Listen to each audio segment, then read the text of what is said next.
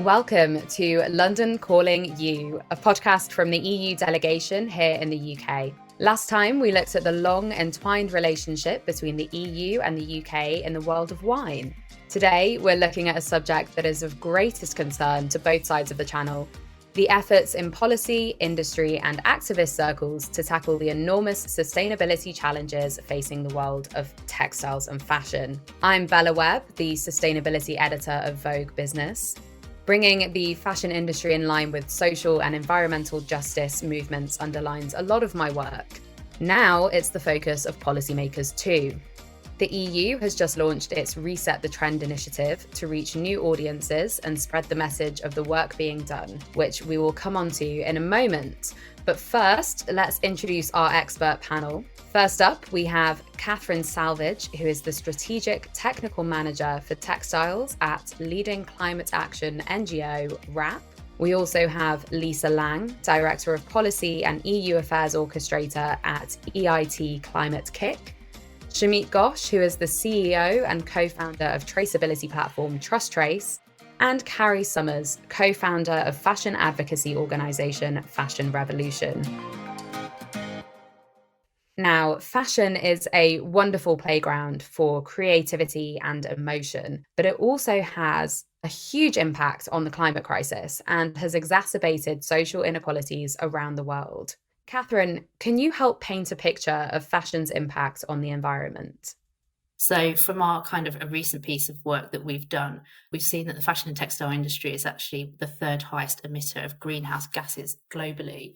So that accounts for about 5% of global emissions. And we also consume 98 million tonnes of non-renewable resources every year and around 93 billion cubic metres of water annually. So across the EU and the UK, clothing is the 8th largest sector in terms of how much we're spending, but it's actually ranked 4th in terms of its impacts on the environment. So only housing, transport and food have greater environmental impact. And I guess it's really, to understand it, it's looking at the model of the industry. So that linear take, make, dispose model. Also, when you couple that with increased consumption over the last 20 years and also decreased utilisation of clothing. So we're using clothing for almost half as much time as we were 20 years ago. You can really see why we've got these huge impacts. And it's really putting pressure on our planet's environment, our natural resources. But as you said, it's having really severe negative social impacts. And those can be linked to climate change, but also that race to the bottom in terms of pay, working hours and safety for garment workers, as the pricing of clothing has decreased as well over the last 20 years. And I guess going back to that linear model, we see impacts across the whole product lifetime. So some of the biggest carbon and water impacts are really coming from that raw material and production phase of a product's lifetime. But we can also see around 25% of impact of our products coming from the use phase. So how we as consumers and citizens kind of care for our clothes and also how long we keep them for. And then I guess at the end of a product's usable life, we can really see that huge waste footprint the industry has. So in the UK alone, we collect around 620,000 tonnes annually of used clothing, but then another 332,000 tonnes are going into the bin. So that's going directly to landfill and incineration. They're really wide-ranging impacts. And even if we zero in on just one of the hundreds of topics that fashion legislators are looking at, if we zoom in on microplastics, we've seen microplastics appear from the top of Mount Everest to the bottom of the Mariana Trench. This is incredibly broad how far fashion reaches. But those statistics you shared, as helpful as they are, don't paint the entire picture, do they? Because pinning down fashion's impact is actually really difficult without brand cooperation. Now, Fashion Revolution carries out an annual transparency index where it ranks brands based on the sustainability data they share publicly. Carrie, do you want to tell us what are some of the challenges with understanding fashion's impact, and why is transparency so important for accountability? Thank you, Bella. Yes, it's true that transparency is really as vital now as it was when I had the idea for Fashion Revolution almost 10 years ago now, following the Rana Plaza factory collapse in Bangladesh, when it was really clear that brands had no idea what their relationship was with that factory complex. And so much is still unknown about our clothes, both upstream and downstream. And transparency is important because if we have this public disclosure of credible, comprehensive, comparable information, not just about supply chains, but also about business practices and the impact on workers and their communities and the environment, this is really crucial to starting to drive the systemic change we need to see. As you mentioned, we have an annual fashion transparency index at Fashion Revolution. And the aim of this index isn't really transparency in and of itself, it's to incentivise more disclosure so that we can better scrutinise what these brands and retailers are doing and hold them to account, as well as showcasing good practice. And Fashion Revolution finds that major brands are continuing to be more transparent about their policies and their commitments compared to their results and their impact. And if we don't have the information, it's very hard to drive impact. So we need these big fashion brands and smaller ones to embrace meaningful transparency about their impact and their outcomes. And I think you were just mentioning microplastics. We need to know about the impact because good intentions don't always produce good results. And we need to make sure we're not replacing one problem with another. And I've been doing a lot of research over the last year into cellulosic microfibers, and we're finding sort of 70% of the fibers we found in our sediment research were from cotton, blue and black cotton, potentially from our jeans. So a lot of these toxic chemicals mean that these cotton and cellulosic fibers aren't breaking down in the environment. So we really need a lot more research as well. And I think, like you said, the important part for this particular conversation is up until this point, disclosure has been voluntary.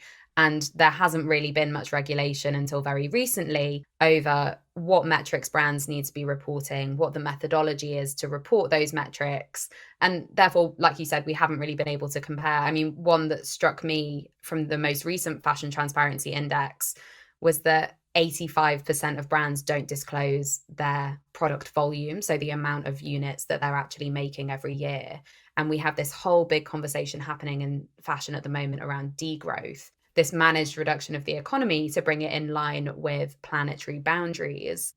And that really links to what Catherine was saying earlier about right now we have a linear model of take, make, waste, dispose, and we're moving towards a more circular model as a route to degrowth. But if we don't have this data, if we don't have this transparency that you're talking about, we can't really see how far we're progressing. Now, as we've mentioned, sustainable fashion legislation has been ramping up in recent years, and the EU has played a big role in that. Lisa, can you run us through some of the key developments in EU policy and what they mean for fashion brands?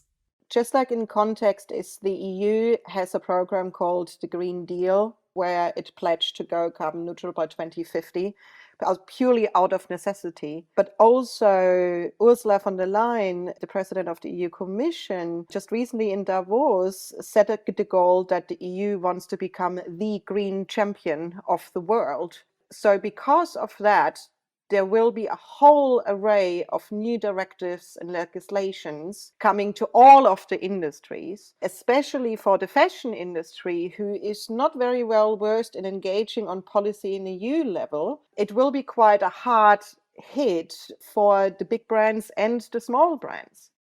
And can you tell us in a little bit more detail about some of the changes coming from the sustainable and circular textile strategy, but also maybe some of the places where individual EU countries are going it alone and pushing that a little bit further? If you look at the EU textile strategy, you can read it a little bit like a crystal ball of what the EU is looking into it and what they are prepared to do. And one of the top 3 points is trackability and traceability. So it's kind of like, instead of waiting that the fashion industry, small and big industry partners are going to, on their own, disclose where and how and with whom they're producing, now it will get fiercely enforced through certain legislations. And one of them already starts is the so-called CSR, the Corporate Sustainability Responsibility Directive, which basically just says is that you have to disclose your supply chain and also prove that you don't violate human rights. If you can't, you won't be allowed to trade in the EU. That actually will start next year. It will go through the parliament mid of this year.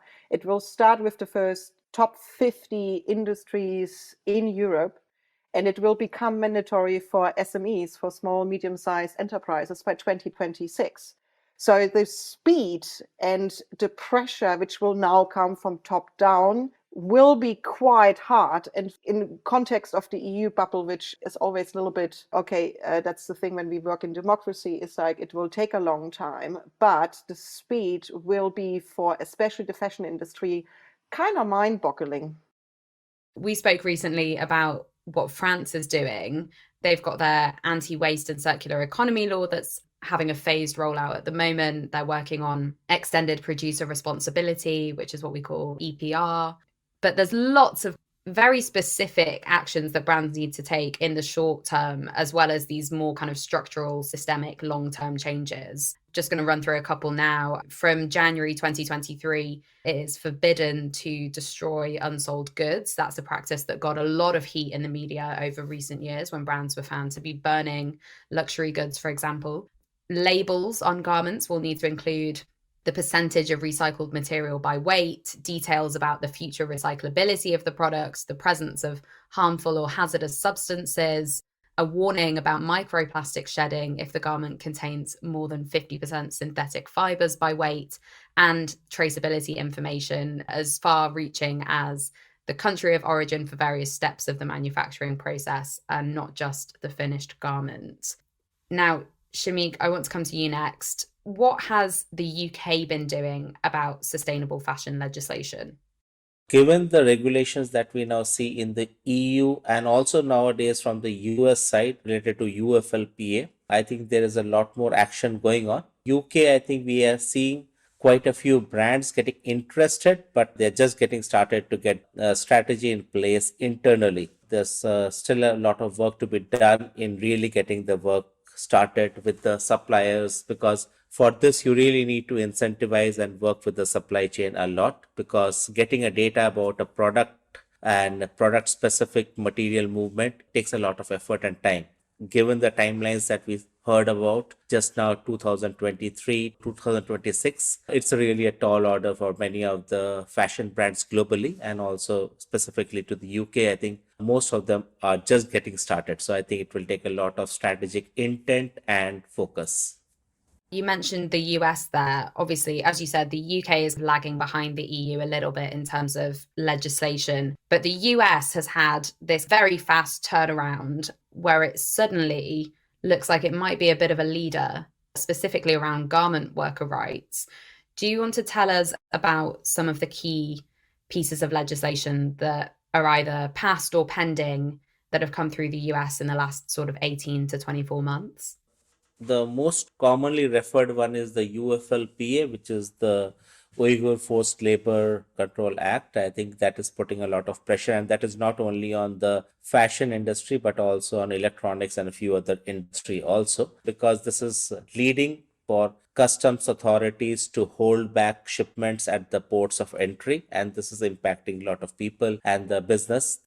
I suppose in some ways, the US could be a sort of blueprint for the UK in terms of the speed of turnaround. And maybe the EU is an indicator of what kind of turnaround we need.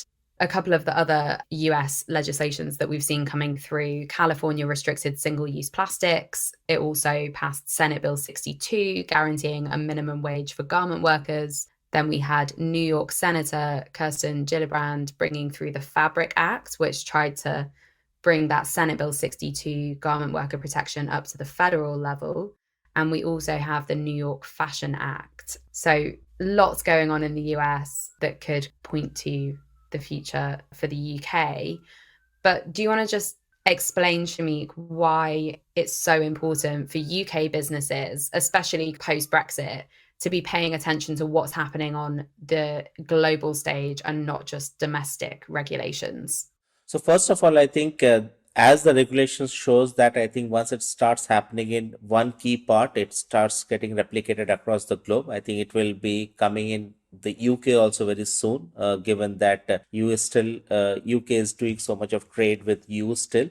Second part is, I think most of the UK brand are selling into the EU markets and the US markets, and in with respect to that, you will need to be compliant to these trade regulations, as well as the generally you should be well prepared with your anti-greenwashing there. So you need a lot of data to be collected. So it's already quite late. I think they should act very, very soon, because getting the full data from your supply chain easily will take you at least 2 to 3 years. Catherine, I want to come to you next, because in lieu of regulation in the UK, WRAP has been trying to mobilise the private sector. Tell us about the Textiles 2030 initiative. Yes, so at WRAP, we run the Textiles 2030 voluntary agreement, which is an initiative. So it's a private-public initiative that brings together policymakers and businesses to really try and tackle the issues that we're talking about and measure and track progress on targets. So we have set targets for the UK fashion and textile sector to reduce their carbon impact by 50% by 2030 and their water impacts by 30% by 2030. And we bring together the full textile sector, so from your brands and retailers to the reuse and recycling sector, as well as sort of circular business model providers, trade associations and academia, as well as kind of government on board. So we have a footprint tool that our signatories use to track and measure their progress. The brands and retailers that are signed up to Textiles 2030 actually cover around 62% of the textile products that are placed on the market in the UK. So we've really got quite a big critical mass of businesses really working towards the same targets, working out how to measure their Scope 3 emissions and collectively coming together to kind of overcome challenges and barriers. And I guess we have some really key focus areas on how we're going to reduce those impacts, focusing around circularity. So get an agreement on, what is designing for circularity? How can we design products to be durable, to extend their lifetime? And how can we design them to be recyclable? And also, how can we include as much recycled content as possible? We also are looking at how we can kind of scale up circular business models in the UK. So, what are the barriers for brands and retailers at the moment? And then our third area is around closing the loop on materials. So how can we bring the whole sector together, upstream and downstream, to really close the loop on materials in the UK? So looking at the collecting and sorting infrastructure, but how that then connects to global fibre to fibre recyclers. And I think we take this target, measure, act approach, as you mentioned, in lieu of legislation currently in the UK. A voluntary agreement like this can really catalyse the industry to start taking that action, but also start preparing them for policies that might be coming in the EU. Lisa, you often refer to the 27 EU member states as your 27 children. How do you shepherd them towards consensus, and how might we replicate this on the global stage? Yeah, and I wanted to say, with absolute respect, that, of course, this is the advantage in the EU. I want to celebrate this is that, the diversity and heritage and culture we have with those 27 different members is a huge potential, especially, working in a cluster system that makes us even more resilient and also competitive. But of course, it requires a lot of coordination. And that's the thing is, especially for the fashion industry, there has been a lack of cross-industry coordination. Other industries do, they have organized lobbyist and interest groups who are constantly in Brussels and engage with policymakers to, have an open door and open discussions on look, because the policymakers, they do have to make policies with or without the industries. It's their job. And we do have a lot of, frankly, useless policies because they were made without consolidation with the industries. And that is really what has to be avoided now, is because we don't have the time to play the ping pong between the policymakers and industries. We have to work together. So that means the fashion industries has to consolidate and work together in a culture where collaborations is not a part of the culture, where working together towards innovation is not a part of the culture. I worry that for this industry, it might be really, really difficult. So with Climate Kick, we are the co-chair of the United Nations Framework Convention on Climate Change, UNFCCC. So we are co-chairing the Innovation Pavilion at COP.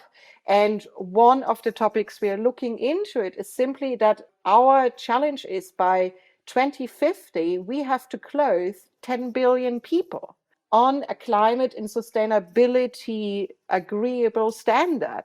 That is the overarching issue. And the question is if the current fashion industry can actually do that with a huge lack of consolidation, a huge lack of digital skills, a huge lack of understanding how to engage with policy, and the innovation actually comes from complete different industries. And the level of pressure which will come on EU level might mean that a lot of brands simply won't survive. So it will be quite interesting who will actually be the game changers in the fashion industry. And one potential contender we have on this podcast with us, Shameek, you are a big proponent of traceability as the key to compliance for a lot of these regulations, but also the key unlock to shifting those mindsets to fashion behaving differently, being more efficient. Can you tell us, firstly, what is the difference between transparency and traceability? Because those two terms have been thrown about a lot in this podcast. And secondly, what are some of the challenges for brands seeking supply chain traceability? Sure. And I think I will also add one more thing to that, which is trackability. That will, I think, complete the circularity loop also. So if you are a fashion brand, you should be able to know where your source of all your raw materials to the final product is. So effectively, we call it fiber to garment or source to garment kind of a journey. And that is what we call traceability. And once you know this journey, and if you are able to share this information with your consumers or your retailers, that is what we call transparency, because you now are able to communicate. Now, once all of the steps you are doing is pre-sales process, once the consumer has bought your product, you also want to ensure that the product is tracked, which means that who has been the first buyer, because that same product may come for through re-commerce platform for repurchase, or it can be recycled or reused in different formats. So you also need to know the trackability of that product, which means who all has used, how many times it has been used, so that the full value of the product is captured. It has to have a very strong support from the board and the executive team, because it's a significant transformation, because most of the fashion companies have typically optimized their business for profit. So this means that you have to now deal with your suppliers and the supply chain, which does not only talk about cost, and cost, but you have to now speak with them about cost, sustainability footprint, and the quality of the product, because you want the product to be made for long-term use also. And when brands have that oversight of their supply chains, it's also a lot easier for them to guarantee human rights. A lot of the EU legislation that's coming into play focuses on environmental impacts, but social justice is also a crucial part of sustainability in fashion. Carrie, what is Fashion Revolution doing on this front? I know you have a new campaign out at the moment. Yes, I mean, you're right. We talked earlier on about the EU's textile strategy, but that strategy is missing out some of those key human rights aspects from its focus. And we have to see the environmental and social sustainability as two sides of the same coin, because really, however sustainable the materials are, our clothes can't be sustainable if they're made by workers, often marginalised women of colour who are trapped in poverty, and who, as a result of these low wages, are often forced to send their children out to work at an early age. And at the moment, there is no legislation ensuring a living wage for garment workers, and brands just aren't doing enough.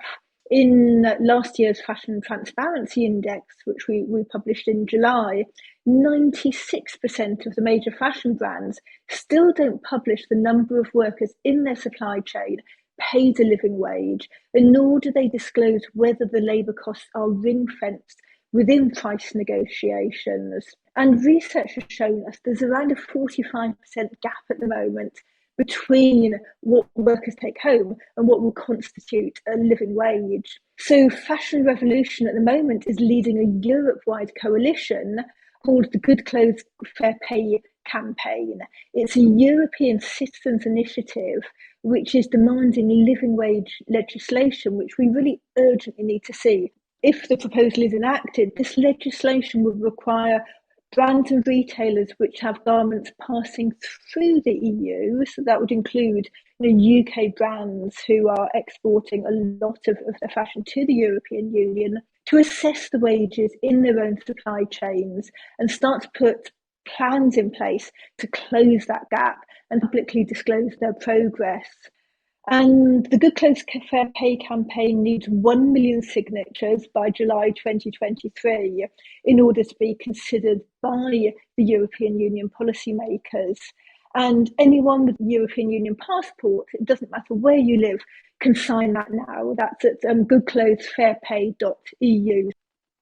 And perhaps this is somewhere where the UK could lead if it did start to implement sustainable fashion legislation, bringing together environmental and social impacts. That link between environmental and social impacts is really important as we move towards a low carbon economy, which is what we call a just transition, that concept, which, as we've said, has been largely overlooked in policy. Activists often say that policymakers in the global north need to listen more closely to the communities affected by their decisions. In the case of fashion, this often means workers and manufacturers in the global south. And traceability, transparency, trackability are all crucial to that, because how can you address those communities affected and amplify their voices in policymaking decisions if you don't know who they are and where they are? Lisa, what else do you think is missing from the conversation around sustainable fashion legislation? I think the biggest issue what we have in the fashion industry is the enormous amount of overproduction. The numbers officially say on average 30 to 40%, but we know it's far, far more. As much as yes, it's important to talk about recycling, repair, and resell, the biggest impact we can make on actually tackling overproduction. And in order to do that, this is linked with digitization, trackability, traceability of the supply chain. So those things will go hand in hand. And the other big issue, and you can see that as a Green Deal EU industrial plan, is bringing manufacturing closer to where it's actually sold and consumed, not only to reduce the carbon footprint of transportation, but also to increase the skills and understanding how things are actually made. Catherine, any final thoughts from your side? Yeah, I think, we have touched on it, and we've touched on that concept of degrowth. But yeah, I do think that all these actions that we're taking really need to reduce consumption, because there's no point in us making more durable products, making products that are repairable and recyclable if we still consume more and more of them. So yes, just really putting that focus on how these actions that we want the industry to take are actually going to reduce overproduction, like Lisa said, but also overconsumption as well. Lovely. A huge thank you to everyone for your time and insights. Loads of food for thought there. To people listening at home, you can keep up to date with what the EU is doing to make fashion more sustainable by visiting the website or following the ReFashionNow hashtag. For listeners in London or those visiting, be sure to check out the exhibition on sustainable fashion and the circular economy that will be launched later this month at the 12-Star Gallery at Europe House in SW1. All details available on the European Delegation website. But for now, goodbye and stay tuned for the next episode of London Calling You. Reviews, as always, very welcome. Thank you for listening.